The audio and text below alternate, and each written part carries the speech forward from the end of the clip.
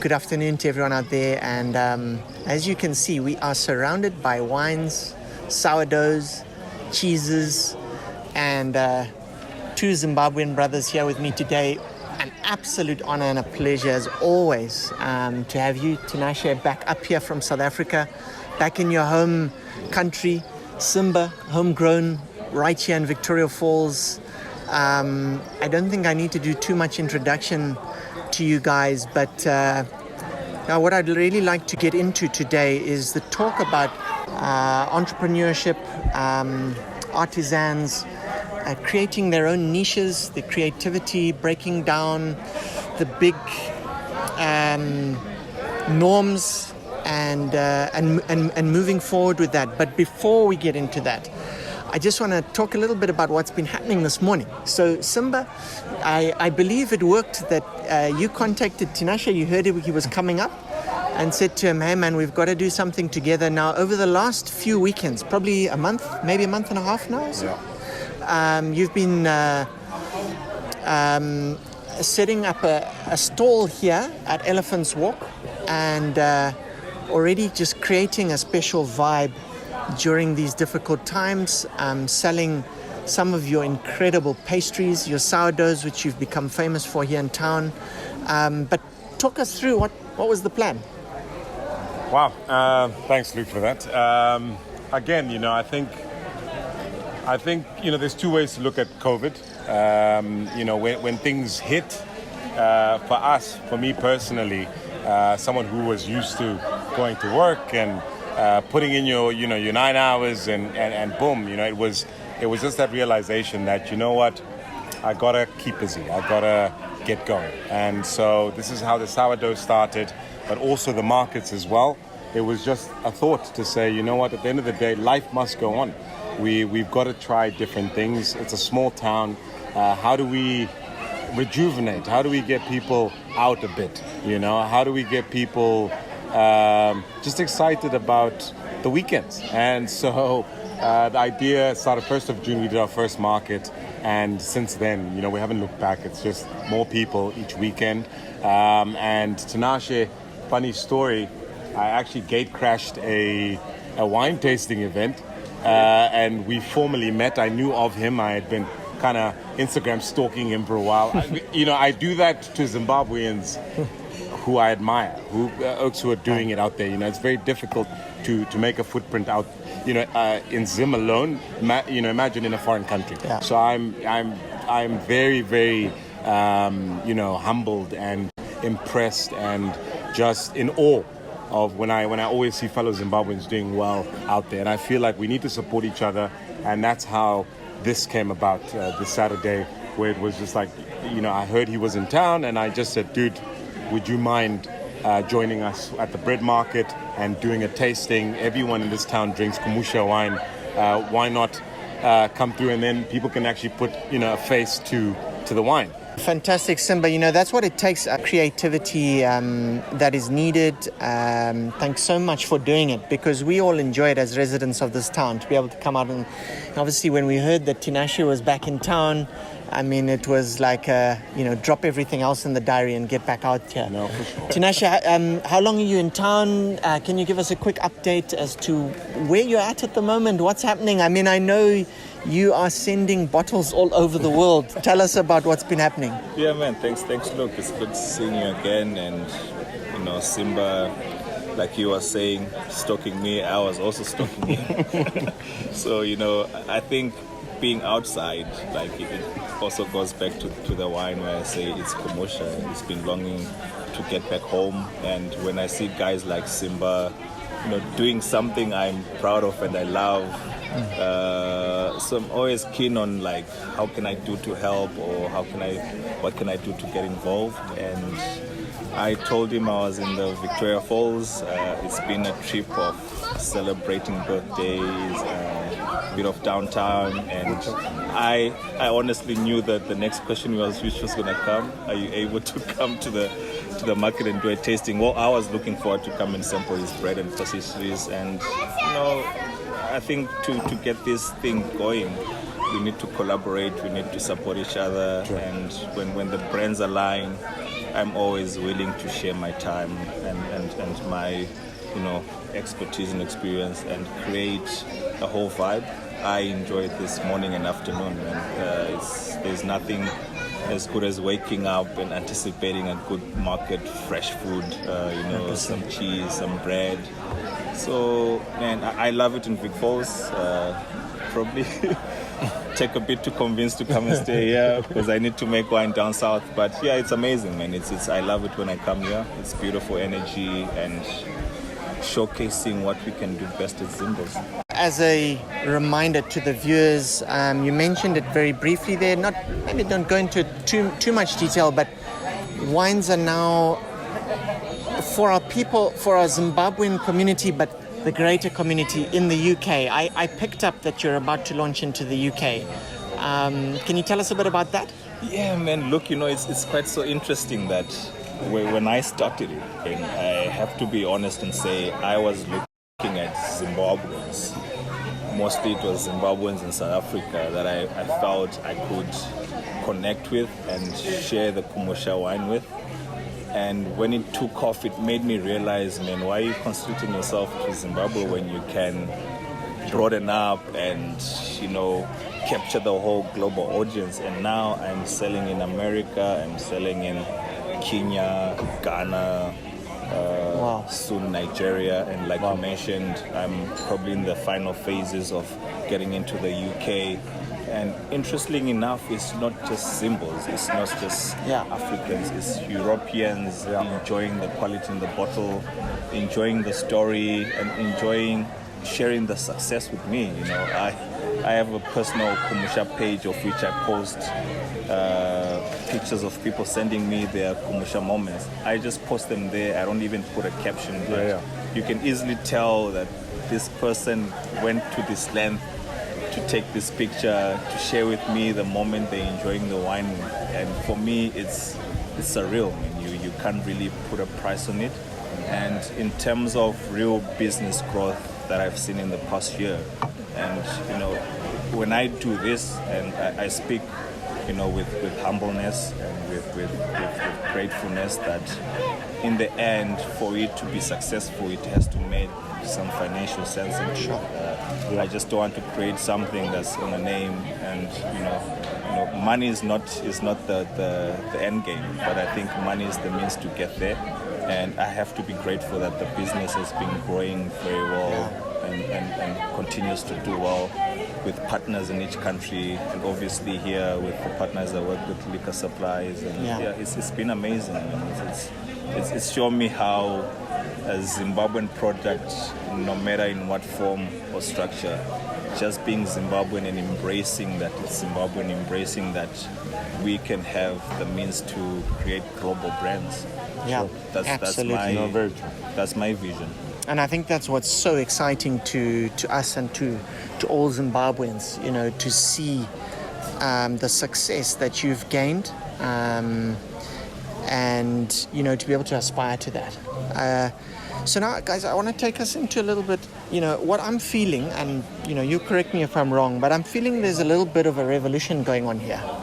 It's maybe it's absolutely there, and it comes from gents like yourselves just saying, hey, this is what we're good at, we're sticking up for ourselves, we believe in what we're doing, and we're going to make it happen. But obviously it doesn't just happen. I mean, there's a huge amount of hard work that goes into it. And so Simba, I kind of want to come back across to you, because I want to, instead of painting a general picture, let's use Victoria Falls as an example, a destination that has done so well over the years, is growing on an international audience. The falls are always there. But let's face it, when you travel nowadays, you're not just looking for the standard products. You're looking for stuff that, hey, that fits your niche or fits your vibe or creates a different kind of atmosphere. And people are looking for good food, they're looking for good wine, there's something going on, and I mean, we haven't spoken about it in detail, but clearly what you've formed here with these markets, I mean, I think the fire's starting to burn a bit, and the falls that we know is going to change as a result of it. So, can you tell us a bit about what your sort of vision for that would be? Obviously, you've got your vision for Simba's breads, but your vision for Victoria Falls, where should we be going as a destination? Thanks for that, Luke. To be honest, Luke, I think as a chef, I'm a professionally qualified chef. Moving to Vic Falls in 2018, I think people travel, mainly because of what's in that area, for sure. So the falls, happy days, beautiful. Yeah. But, the trend, exactly like you said, food is a big factor. And to be honest, from what I've seen being in the falls the last, 3-4 years now, is that there is a youthful, exactly like you said, almost like a revolution. Something's definitely happening. There's a youthful spirit coming into the town, but also I think on the food side, where we start taking food more seriously. Activities have been done. I mean, from the 90s, it's been an activity town, and no one can dispute that. With Wild Horizons, Shearwater, you've got the bungee, you've got all these bits going on. Right. But as from a foodie type perspective, I think there is so much more room. And I'll give an example of Cape Town.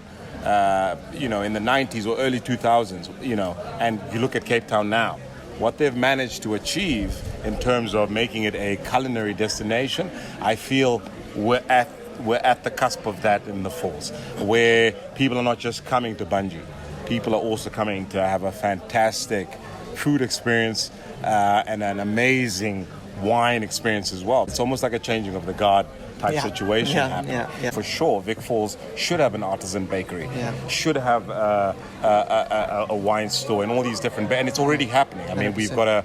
We've got a craft beer place now. We've got a lovely gallery, and all young people kind of spearheading this kind of change, and it's beautiful, man. I mean, I know things are quite negative. Globally, from forest fires to COVID to it's just negative. But at the same point, if you just change your angle of view, you actually realize that there is also a lot of positive things happening. I'm excited about it, and I know Tinashe is. I know you are. 100%. And at that point, I just want to say, excuse the viewers, because normally I'm a little bit lucid when I'm answering my questions. So if there's here the odd slur, it's because there's been some wine. Tinashe forced me to drink I don't know how many bottles or glasses did do that. of his wine. But hey, I'm not complaining. No. But on that point, so Victoria Falls has had, I think we're sitting at about 2.5 bed nights into this destination, and I think this revolution could help change that. But I want to come really back across to Tinashe now, because Tinashe, obviously you're from Zim, but you've grown in South Africa, and you've worked at places like the Test Kitchen and so on. You've seen what it takes, the hard work it takes to take what Simba's saying and to turn a destination to become known for that. What do you think the likes of Simba and others in this town need to do to make sure that this is not a fleeting thing? That it's there for the distance, for the long run. No, that's what gets me exciting, if you ask me, and why I'm always back in the falls.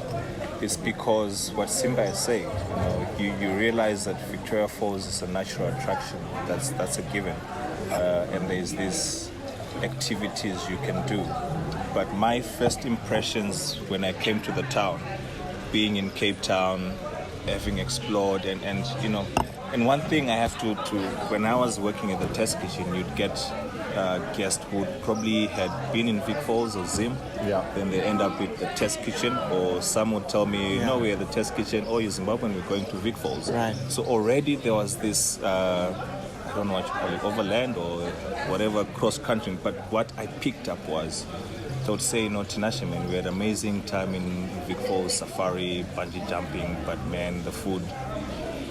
Yeah. Now in Cape Town, that's where you're excited about the food. Yeah. Or everything was amazing, but the food, everything. And when I visited Victoria Falls, it's the same impression I got. Yeah. Like, man, I'm enjoying all of this after spending a whole day of activities, and now I'm going to bed for a soup and Nyamudoka meal. Yeah. Whereas what Cape Town, as Simba has just alluded to, what they managed to do, realize everyone's going to come to Table Mountain, Camps Bay.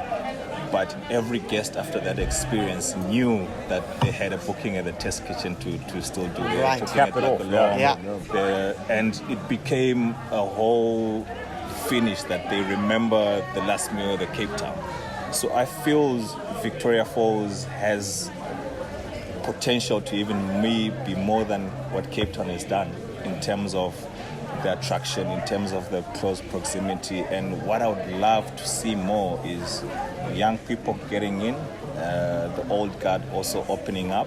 I feel there's enough for everyone to make it happen, but you need a concerted effort. Young guys coming in, fresh ideas, like Simba, like me from the outside, and more homegrown, and more of a collective experience.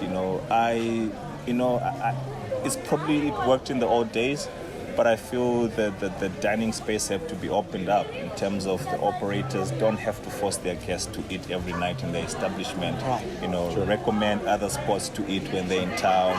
What happens in Cape Town. Yeah. I would get guests at the test kitchen to tell me, okay, where else do you recommend? I'll say, go there. They'll do the same way. So you get everyone spends 5 nights in Victoria Falls. They're gonna spend maybe 3 nights at the place where they're staying. The other 2 nights they'll visit. So you create that value chain. You create that ecosystem where everyone benefits from that one customer visiting the falls. And I see it happening. It's gonna take time, but eventually it will happen. But to be honest, I'm just excited about the energy and the way things are moving. And I was talking to Simba earlier on, we've got all our problems everywhere. But if you look beyond the noise and the hula boo, I think Zimbabwe and Victoria Falls, man, we onto something. Hugely exciting and encouraging words, Tinashe. Thanks so much for that. And we are keen to see that bear fruit. I know Simba is such a hard worker, and there's for every Simba there's 100 others that are here in Zimbabwe trying to make that happen as well. So I'm hugely excited about what you guys are saying. I think we're probably going to close things up at there. The camera lady is telling me that I should wrap up. Arms are getting tired. But gentlemen, always an honor, a pleasure to sit with the two of you. I am just awestruck and loving the journey, following it. Together, things can happen. For sure. And let's leave it with the young coming in and the old or established opening up. I think that's what you said. Well put as well. Very well put, and I like that. Yeah. And gentlemen, cheers. We're drinking the Chenin Blanc here, by the way. Yeah. Yes. Which is... I'm loving the new labeling as well. The labels are fantastic. Cheers. By the way, I looked in my... as I was moving house the other day, I've got a... original kumusha with the original label, and I'm not drinking it because I've got a feeling No, for sure. that That's could gonna be... Hold on to it. Be patient. Exactly. Hold on to it. Thanks, Awesome. gents. Pleasure. No. Next time. As always. Cheers. Yeah. Awesome. So cheers. Cheers, gents. Cheers. Awesome. Cheers. If you like this episode and don't want to miss out on other ones, please go to YouTube, look for Luke Brown Zim, and hit the subscribe button. Thanks.